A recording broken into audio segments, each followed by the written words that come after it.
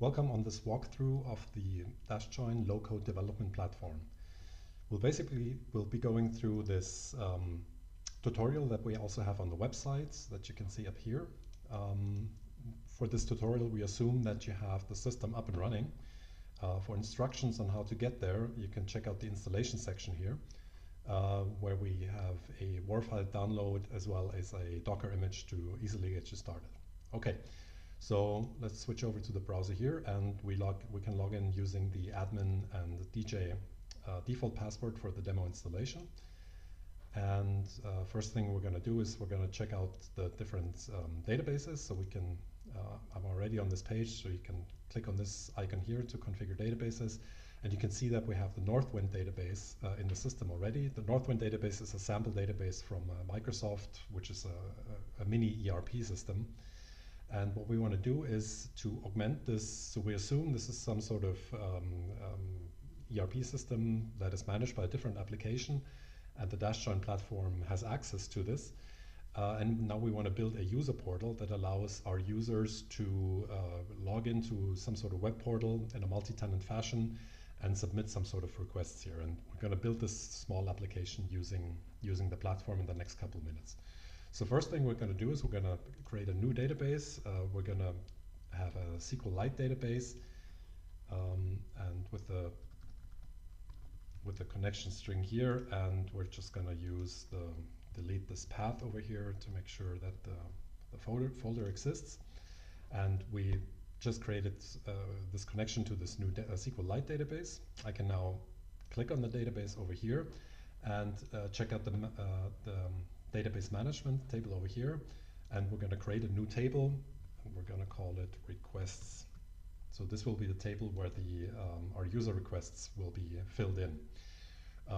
So now I can click on this table over here, and now I get to the page that represents the table, and I can have a look at the column metadata. So we can see that as a default we have a primary key ID column and a name, and we're going to create 3 more columns over here.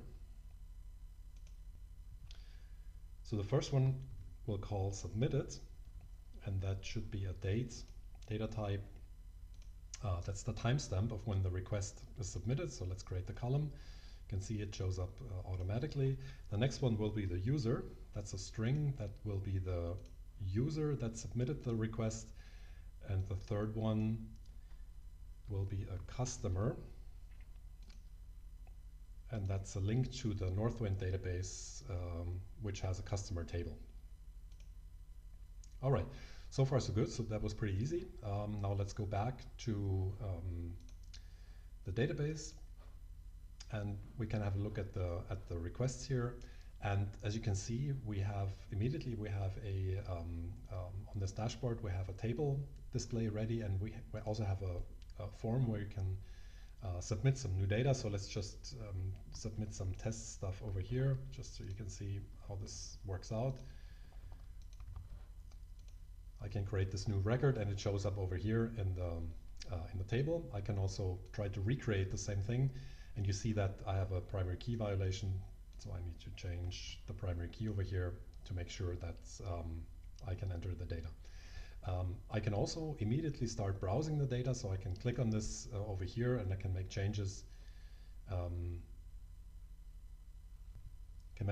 To this form. Actually, I have to reload the browser over here. The reason for that is because the system in the background, we create these new columns, and the web UI caches this metadata, so we need to reload it to make sure that all of the form data is already picked up, and I can make a change to the user here, update it, and I can also delete the record, which brings me back to this page over here. So I immediately, out of the box, I can very easily create tables. I can start editing some data. Now that's maybe a little bit cumbersome, so what I want to do is I go back to the SQLite page, and I'm going to upload some data from a CSV. So I have a CSV with the respective structure. I can select it, and you can see that it shows me a preview of the information that will be uploaded. Note that I cannot change the primary key, and I also cannot change the data type because the table exists already. If I wouldn't have created the table to begin with, I could here select the data types and select which of the columns is the primary key. Since the table already exists, I don't have the create option. I can now choose to replace or append.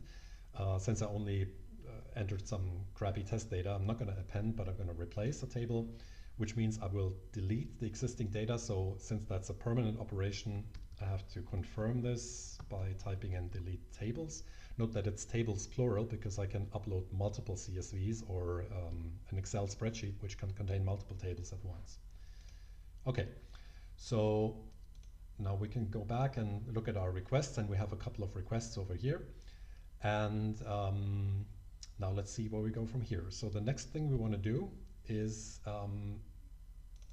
we can maybe check out this record here. This is from the Northwind database. So that's actually some sort of foreign key. So if I search for this key over here, I can see that there's a customer called Alfred's Futterkiste in the Northwind database. So what I would like to do now is to create some sort of foreign key reference that references this table in the SQLite database and links it over to the Northwind database. Now note that we use the term foreign key here, which is normally restricted to a single database, but here we can actually create foreign keys that span multiple databases. So let me go to the column metadata, and we select the customer column, and we will edit it. And here you have the foreign key reference. So we can type in customer underscore ID.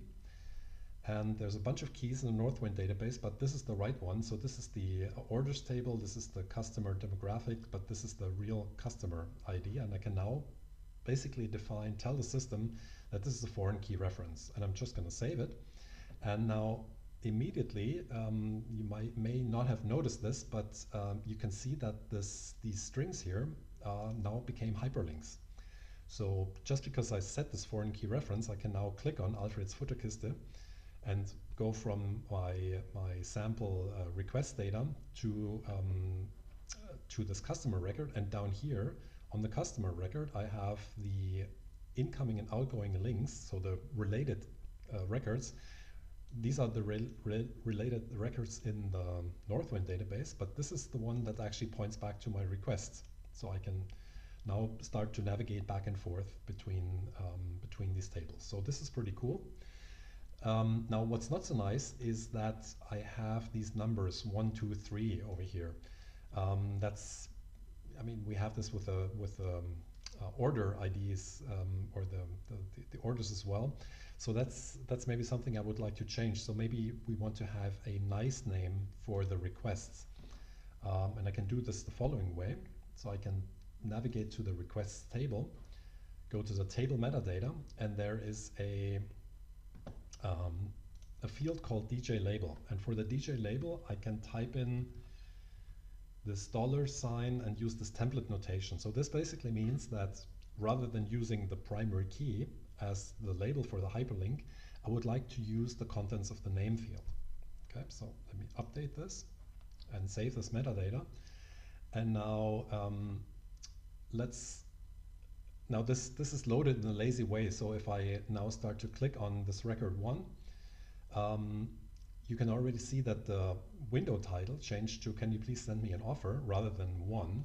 And now if I go back in this table, you have this over here as well. So if I start to visit my three requests, I get the UI to load them, and I can now go to Alfred's Futterkiste again. And now rather than 1, 2, 3, I have these nice strings over here. So that's pretty cool. Which very easily I can associate a not necessarily unique, but a sort of a readable, nice name, which transforms a hyperlink, which usually might have a meaningless primary key, into something that's where I know what I'm clicking on. Okay, now from this customer record, we go back to one of these requests. You can also see that the system now loads the outgoing reference, so I can directly navigate back here. Another thing I wanted to show you is that these foreign keys also have the nice feature that they show up in auto completion. So if you're editing this this record here, you want to make sure that you don't mistype something and end up with a key that doesn't match, that points into nowhere, basically a foreign key integrity violation. So I can do that here. And now let's assume, I mean, these are fairly readable names. They're 5-letter customer IDs. But let's say, let's assume that these would be some sort of GUIDs or some sort of meaningless number. So what I want to do is I want to go back to the customer table and do the same thing with the label over there. So I can go to the table customers, I can go to the table metadata, and let's use the company name. So the djlabel should be $company underscore name. Note that this is in this template syntax. You can also you could, if you would like, for example, you could say first name, last name for a person. So you can mix dynamic in this. It's a normal template, so you can mix dynamic variables and constant strings. So let's save this over here and actually go back to our request. And now let's edit this ID here and type in A. And now you can see that it's not the 5-letter IDs anymore, but it's actually a nice, the actual customer name. However, if I mouse over in the tooltip, you can see that, and once you select one, we actually have to specify the right customer name here. So this completes the section about database metadata. Okay, so next up is we want to build a portal. So we need to talk about user roles and access control and things like that.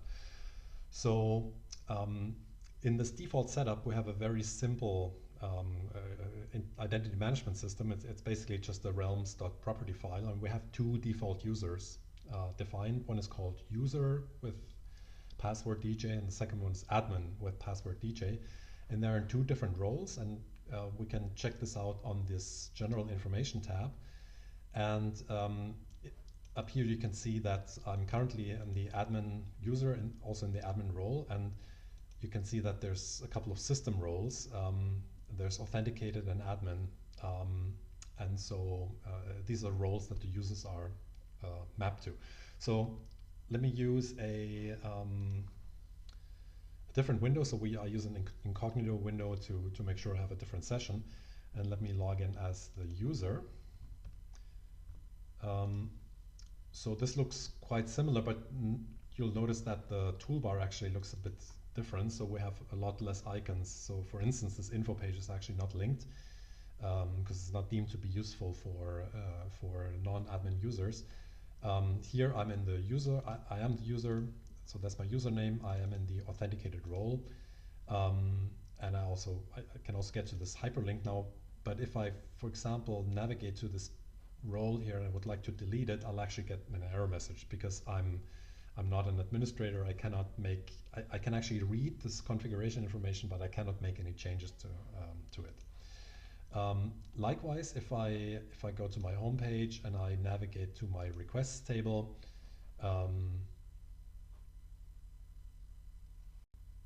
so this table is actually empty because I don't have any access to it. By default, the tables of the Northwind database have read access. So I can go to my customers table again, where I can have my Alfreds Futterkiste. I can also try to make an update here or try to delete this record. And again, I only have read-only access. So let's go ahead and make some changes to these access control settings. So I'm going back to my admin table and I'll go to my SQLite database, and you can see that I have read and write roles over here. So for both of these, I will allow the authenticated role to take part in this. Note that the dropdown does not show the admin role because the administrator by default has access to all of the tables in the system. So let me update this. And now, just to demonstrate, I can search for crackers. And this search brings up 3 results, one from the Northwind database and 2 from the SQLite database.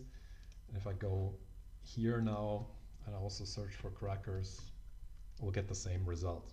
Okay. If I go back and revoke the access again, so let me undo this here, and I repeat the search, I will only get the result from the Northwind database. Okay, so let's go back and put this back on. Okay, so next up is, so that's the basic access control where we granted our users access to this request database.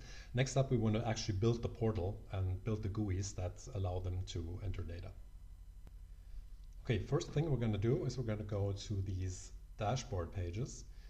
You can see the list of pages like the home page, the info page on here. And so let me create a new page called Start. That will be the actual portal page. I can now go to this page and you can see that it's just an empty page over here.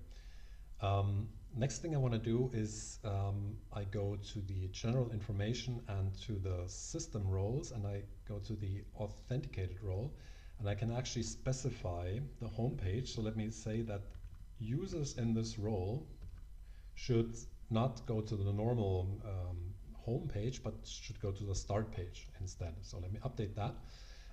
In order for this to take effect, I need to log out once. And log back in using the user. It actually remembers the last page I visited, so we go back to the search page, but now if I go to home, I'm on this start page. Okay, so not very exciting at the moment, but let's change this. So on the home page, I would like to display a table with the requests that the user has submitted. Okay. So let's have a look at this table again, so we can look at the requests. So I basically want to filter by this column over here. So I need a query. Okay, so there's a query catalog that we can use to do this. And so there's a couple of examples bootstrapped, but let me just go into the editor right away. So this is a very powerful multi-query language query editor. But we can use it for SQL. So let me first select the SQLite database and the requests table. And it comes up with a small default, so that looks pretty good already, but I would like to add the projection here. And I can also apply a filter by the user. So this is static for the moment, but we'll change it in a second. Okay, so that looks pretty good. Let me save this. Now I need to provide some additional metadata. So let me call this requests. So this is the name of the query. It's a read query on this database. I cannot change this. Should be allowed for all roles. And so now I can add the query parameter, because this needs to be a parameterized query. It doesn't help me if I'm always querying for a constant user here. So let me introduce a user variable that's a string, and I can provide a sample. The sample is important, so I can use it in the query editor, because now I can manually in the text field replace this this constant string with the actual query argument. Okay, so let me create this query now, and so now it's saved over here, and I can go into the editor, and you can see that actually by using this metadata on the query, this can be replaced here. So I can do some sorting and apply some other filters and make changes to the query. But this the system will remember that this is the actual variable over here.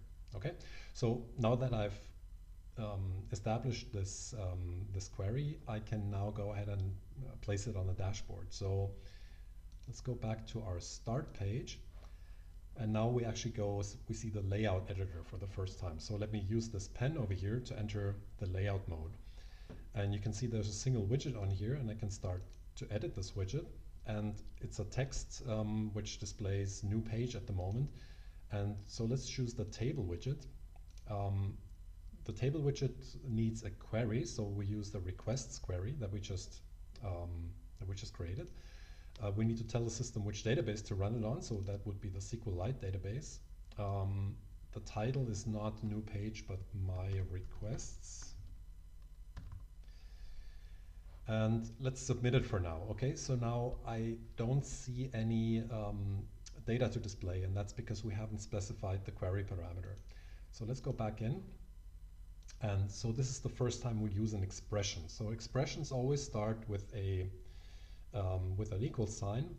You can also see that there's it dynamically evaluates the expression and tells you if you have syntax errors. So obviously we're not done. So the expression must result in a JSON object which contains the user. Okay, so if I could actually do something like this and say, now this would be the static string admin, but of course that's not what we want. And we can use this syntax here to access the current context. And the current context is, for instance, the page you're on, and as well as the user that you're logged in under, and that would be $.user, okay? And you can see that this actually evaluates to user admin. So that's exactly what I want. If I'm logged in into the other window, that would evaluate to user if I'm logged on there. So that looks good. So we can okay this, and now you can see that the page shows up as we would want. We save the layout, and then we're done with this part at least.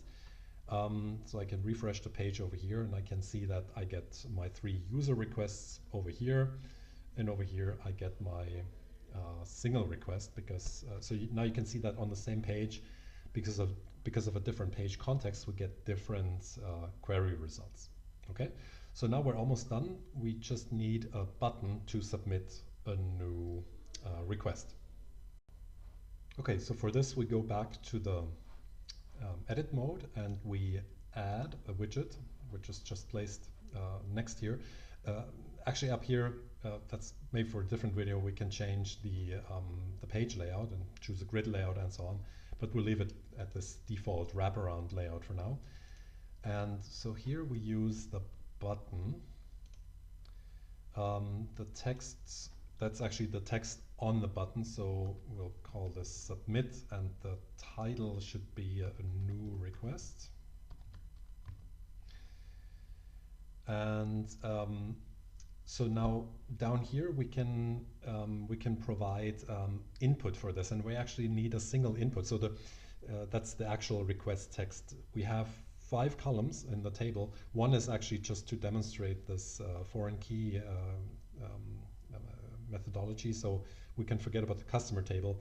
Submitted, ID, and the user are all fields that should be set automatically. The user does not need to see any input element for this. So I only need the name, and I would like a string, or that's of type string, and that's the actual request field that we have. Okay, so let's okay for now.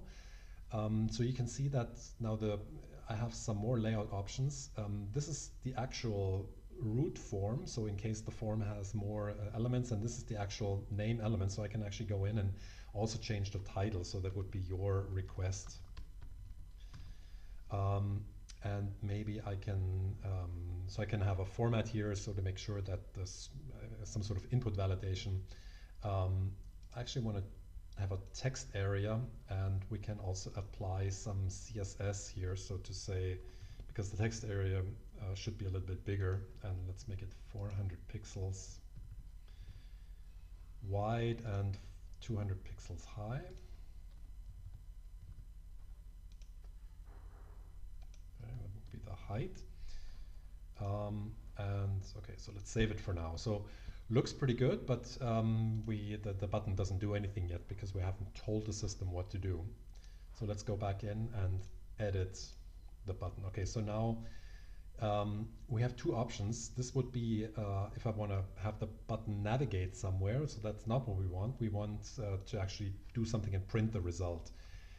So again, this is an expression, and now so what we want to do is we want to call a function, and the function is the write function. No, sorry, not write, but create.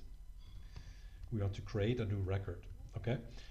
And if I type in create, the system already tells me, okay, you need to have the database. Well, that's easy, that's SQLite. I need to have the table, that's also easy, that's requests. Now the object is a JSON representation of the record, okay? So the record first needs an ID, okay? And so now let's, how do we come up with a good ID? So actually here we're gonna just use a random number. So we can do random. Random generates a number between, we can actually cheat a little bit and use the lower one just as a preview. So random gives me a number between 0 and 1, so I want to multiply that, let's use 1,000,000 to be on the safe side with collisions. And now since the system wants a integer to be on the safe side, we can use the ceiling function to round this. Okay, so that would be my random ID, which I use as a primary key. And we'll plug it in here.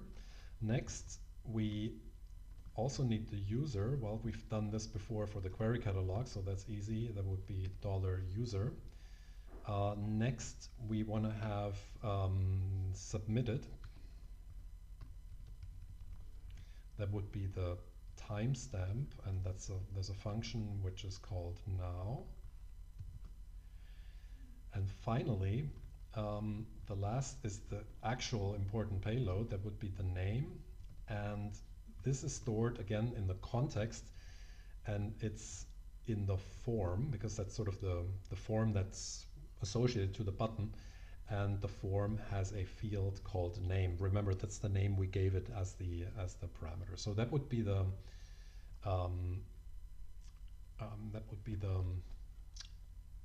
record that we submit. So let's try this out. Okay, and we save the layout and give it a shot. Okay, so that looks pretty good. I get back the create REST call returns the ID of the new record. Now we didn't tell the system to reload, so let's just do this by hand. And you can see that I have a new record in my table with the timestamp, with the request I just typed in, and admin was added automatically. If I do this from the other window, so again, need to reload to pick up the new widget. Say I am the user, submit, and reload, and I have my timestamp, I have my message, and this comes from a user window. Okay, so far so good. So this would be a very simple user portal. Of course, we can add a few more gimmicks there, but let's focus on the administration side, and we want to do two more things. One is we want to add a little chart, a small dashboard that shows me how many requests came in, and I also want to be maybe notified when a new request comes in. So that's up next. Okay, so the admin dashboard is, we can actually do the very same way using the layout editor. And again, here we need to start with another query. So let's call this my chart. The my chart query, it is a read query. Should be runnable, well, maybe only by the admin. And let's go into the query editor. Again, choose SQLite requests. And so let's add the user, and maybe let's get rid of submitted so we can remove this column. And so I actually should be, that's a small bug, apologize for that. We'll need to fix this, so we can actually fix this down here. So I need to change the order of the projection. Again, that should work with drag and drop. If we just leave focus here, it's applied. So we have the user and the text here, and now I can actually group by this one here. So that's what I want. I have the username and the amount of requests that they submitted. And this is also, that's why the reordering is important, because the chart will pick up the first one as the label and the second one sort of as the value column. So let's create this down here. So I have my chart, and let's go to our requests, and maybe we can just customize this one here. So this is a sort of the default standard layout for a table, but I can customize this and have a new custom widget down here, which I can move to the top, and we can say, okay, we want to have a chart. The query is the my chart, the chart type, let's use the donut. Database would be SQLite. That would be, the title would be requests per user. We don't need any arguments here because the query is has no, or we don't need an expression because the query has no arguments. And so we're done over here. We can just save this page, and now we have a nice little donut chart here. Again, we can also arrange the layouts differently. Maybe I can show this real quick. For instance, this one would be, to have the chart on top and then the 3-column layout down here, or this would be a 2-column layout. Maybe one thing to note, which I haven't mentioned yet, is that this is also responsive. So if I reduce the width of the page, you can see that the tiles align vertically, whereas here I go back to my 2-column layout. Okay, so that's my my dashboard page. Last thing I want to do is I want to be notified when something happens. Okay, so I want to be able to get a trigger, and it's essentially like a database trigger. So we go to the database page, and we go to our SQLite, and we go onto our requests table, and in the table metadata, where we entered earlier, we entered our label. You can see these 6 trigger fields, and so the one we want is actually the very first one. It's the trigger to call before, so it's always before and after create, delete, or update. And so we want to have a record creation because users can't really change the records. This is the trigger I want to call, and again, it's this expression syntax. So I want to call. Actually, so what I want to show you is this. Let me just show you in another window. So we have these functions. We used functions before. There's a couple of built-in functions. So we use the create function to perform a create operation on the table. But there's from the bootstrapped application, there's a small example called echo here.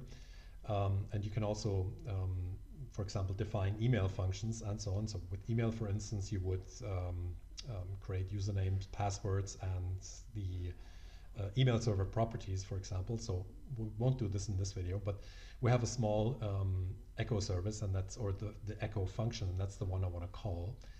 So let me go back here. So I use call, and it's the echo. Oh, of course, I forgot my equals in the beginning to indicate that there's something dynamic here. So echo should be called. Again, we can look at the signature here. So it's the function name and then the arguments. So let's go back, echo. And the argument it takes is log. And I just want to log the context for now. And that would be simply $. Okay. So what this does is every time a user actually clicks on submits a new record, this trigger is called and just dumps the default record. And I can show, and it just dumps it to the console. Again, just for demonstration, of course, you can send a text or an email or do something else more useful, call another REST service, etc. So let's save this. And now the trigger is active. And if I go back to my user page, I can submit another request.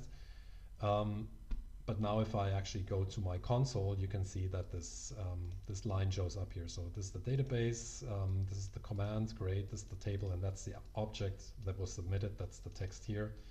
So just for demonstration, maybe let's type in a couple of threes, and you can see them showing up here. So this trigger is quite easy to set up, and it's very useful to implement additional application logic. Again, in the trigger, you have full access to the record that has been where the trigger was fired on. Okay, so thank you very much for your attention.